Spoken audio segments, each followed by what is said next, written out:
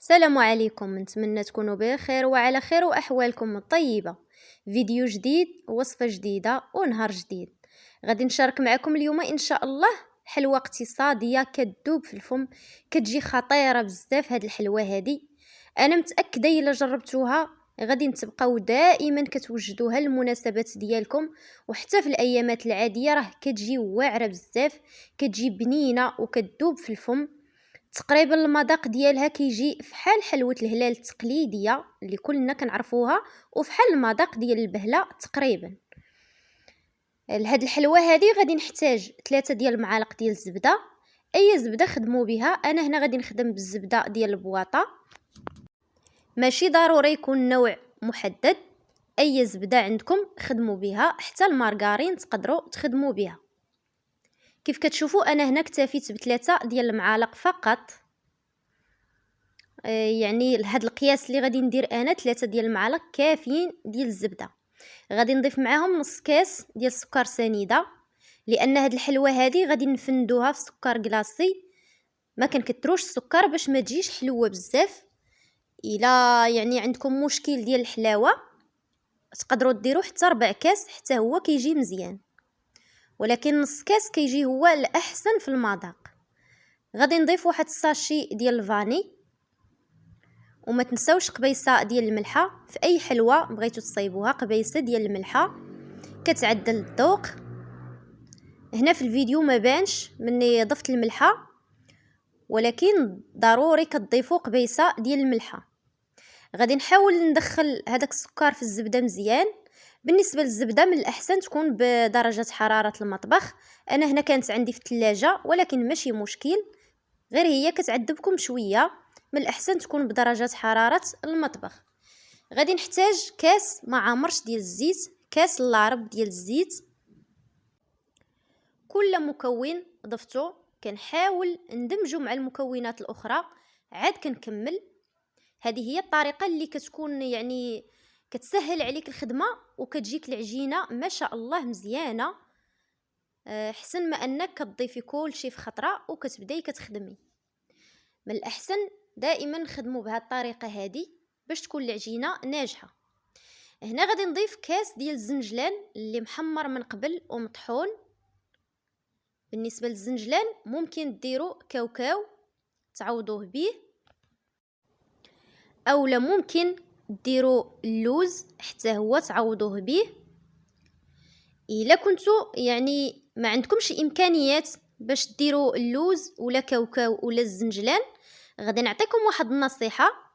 غادي تاخذوا كاس ديال الدقيق وغادي نتحمروه، وغادي نضيفوا ساشي ديال الفلون كراميل. كيعطيكم تقريبا نفس النكهه ونفس اللذه.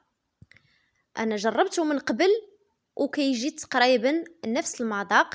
يعني بالنسبه للناس اللي ما عندهمش امكانيات، فهذه نصيحه بغيت نعطيها لكم. يعني ما عندكمش باش تاخذوا كاوكاو ولا الزنجلان، حمروا الدقيق وضيفوا معاه فلو ديال الكراميل، كيجي خطير في المذاق ديالو.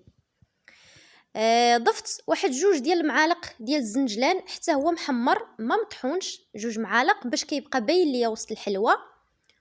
وغادي نبدا كنضيف الدقيق تدريجيا. وانا كنضيف الدقيق ضفت واحد الساشي ديال خماره الحلوه بوزن 8 غرام. بالنسبه للدقيق هزات ليا هاد الحلوه هادي 4 ديال الكيسان ونصف، 4 ديال الكيسان ديال العنبه ونص، بالعبار ديال كاس العنبه اللي غادي ندخلو في هاد الحلوه هادي. وكيف ما كنقول لكم دائما ممكن اقل ممكن اكثر. من بعد ما تجمعات لي العجينه نحاولوا ما ندلكوهاش، غير كنجمعوها ونخليوها فقط. غادي نشكل هاد الحلوه على حسب الشكل اللي بغيت واللي حبيت. انا هنا فضلت انني نديرها كويرات باش تجيني سهله وما تاخذش لي الوقت بزاف. الا بغيتو ديروها على شكل هلال كيبقى لكم الاختيار. بغيتو ديروها على شي شكل بشي طابع عندكم، مثلا داك الطابع ديال البطاطا حتى هو كيجي فيها مزيان. وكاين واحد الطابع حتى هو بحال النجمه كيجي في هاد الحلوه هادي مزيان.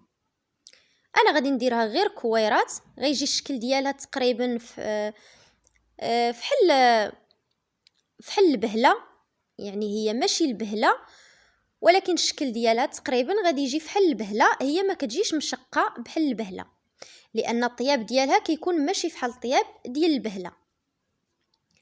من بعد ما كملت التشكيل دخلتها الفران اللي كيكون سخون، كنخليها كطيب من التحت وكنشعل عليها طيب من الفوق عادي.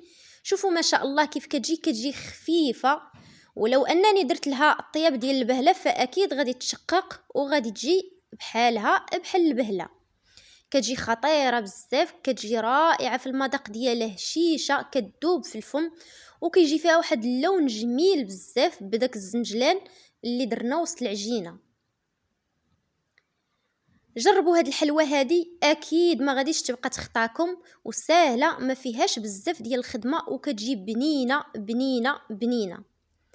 انا ما كنشكرهاش لكم غير هكاك، جربوها وذوقوها وإلا ما عجباتكمش قولوها لي في كومونطيرات. غادي ناخد هنا سكر كلاصي وغادي نفند فيه هذيك الحلوه. بالنسبه للسكر كلاصي ماشي ضروري يكون سبيسيال، اي سكر كلاصي، انا هنا عندي غير ديال العبار، فقط انكم كتغربلوه باش ما كيبقاوش فيه دوك الكويرات اللي كيكونوا مكتلين. من الاحسن غربلوه باش يجيكم ساهل.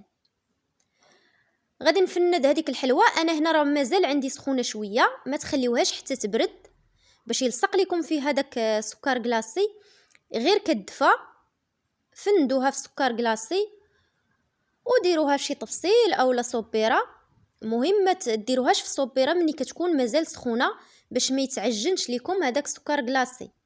خليوها حتى كتبرد في شي طبسيل اولا سرحوها في شي بلاطو اولا فوق الطبله حتى كتبرد تماما. من بعد ما كنفندوها بسكر كلاصي كنديروها في صوبيره وكنحتفظوا بها، ما كتخسر، ما كيوقع عليها حتى شي حاجه، كتجي رائعه جدا، لذيذه خطيره وهشيشه كتذوب في الفم. غادي نقسم معكم شي وحده باش تشوفوها كيفاش كتجي كلها مفرته. ملي تكونوا كتهزوها ولا كتجمعوها حاولوا تكيسوا عليها لانها بالزربه كتفتت. كان هذا هو الفيديو ديال اليوم، نتمنى نكون خفيفه على قلوبكم. ما تنسونيش من الدعم ديالكم وجربوا هاد الحلوه هذه، كتجي رائعه، كتجي غزاله والمذاق ديالها يا سلام. خليت لكم الراحه وخليتكم على خير.